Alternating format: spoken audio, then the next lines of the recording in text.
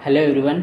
आज की इस वीडियो में हम फिर से एक बहुत ही इम्पोर्टेंट ड्रग के बारे में डिस्कस करेंगे, जो कि एक इम्पॉर्टेंट एंटीबायोटिक है, पावरफुल एंटीबायोटिक है, जिसका नाम है डॉक्सीसाइक्लिन। आज की इस वीडियो में हम इंजेक्शन डॉक्सीसाइक्लिन के बारे में डिटेल में डिस्कस करेंगे। इंजेक्शन डॉक्सीसाइक्लिन के बारे में देखेंगे, जिसमें इंजेक्शन डॉक्सीसाइक्लिन क्या है, उसके इंडिकेशन क्या क्या है, यानी कि यूज़ क्या क्या है, साइड इफ़ेक्ट क्या क्या है, उसको लगाने के बाद क्या क्या कॉमन साइड इफ़ेक्ट पेशेंट में देखे जाते हैं, और उसके कॉन्ट्रा इंडिकेशन क्या है, यानी कैसे सावधानी बरतनी है, कौन कौन से पेशेंट में हमें इस इंजेक्शन को नहीं लगाना है।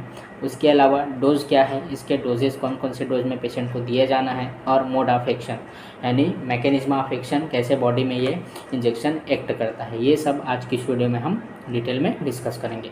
तो सबसे पहले हम देख लेते हैं डॉक्सीसाइक्लिन। ये हमारा डॉक्सीसाइक्लिन का इंजेक्शन है, ठीक है।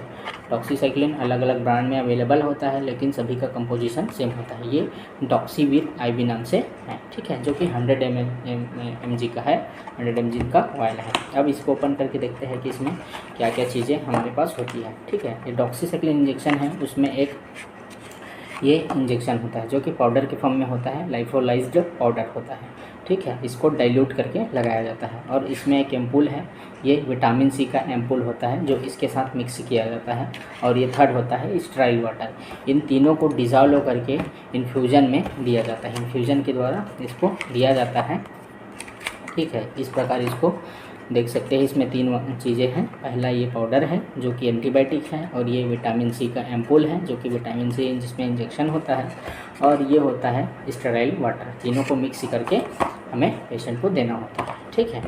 अब देखते हैं इसके इंडिकेशन, यानी कि कब पेशेंट को लगाना है, क्या क्या इसके यूजेस हैं। सबसे पहला बात करें तो चेस्ट इन्फेक्शन में। चेस्ट इन्फेक्शन में जैसे कि निमोनिया हो गया, प्लूरल एफ्यूजन हो गया, और अदर प्रकार के लंग्स इन्फेक्शन में दिया जाता है।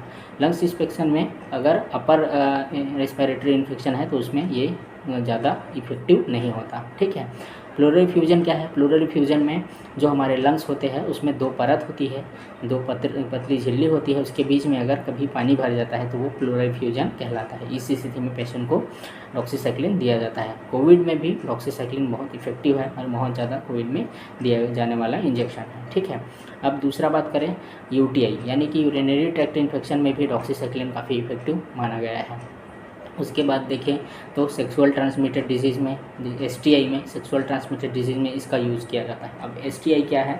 STI जो कि सेक्सुअल इंटरकोर्स से फैलने वाला डिजीज़ होता है, सेक्सुअल ट्रांसमिटेड डिजीज़ कहलाता है। जैसे कि गोनोरिया हो गया, गोनोरिया में डॉक्सीसाइक्लिन इंजेक्शन या टेबलेट दिया जाता है, ठीक है। गोनोरिया हो गया, सिफिलिस हो गया, क्लेमाइडिया, ये सभी STI यानी कि सेक्सुअल ट्रांसमिटेड डिजीज़ है, ठीक है। उसके अलावा डेंटल इन्फेक्शन में भी इसका यूज़ किया जाता है, और वेजाइनल डिस्चार्ज में, वेजाइनल डिस्चार्ज अगर किसी पेशेंट को होता है तब भी इसका यूज़ किया जाता है।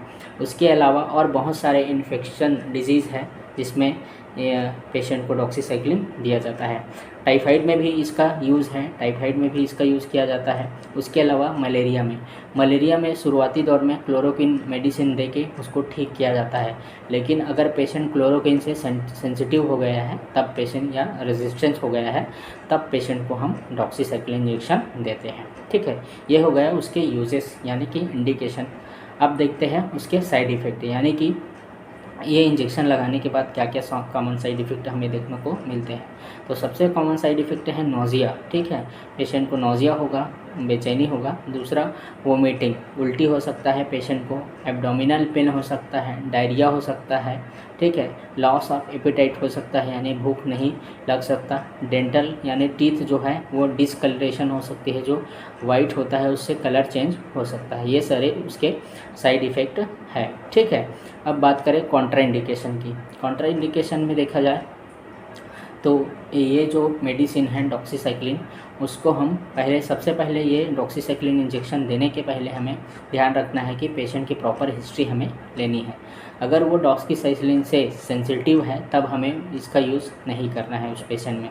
अब और किस में यूज़ नहीं करना है, उसके अलावा रेनल फेलियर के पेशेंट में हमें इसका यूज़ सावधानीपूर्वक करना है, या हिपैटिक रिलेटेड कोई परेशानी है, लीवर रिलेटेड परेशानी है, तब पेशेंट को हमें सावधानीपूर्वक डॉक्सीसाइक्लिन इंजेक्शन को देना है।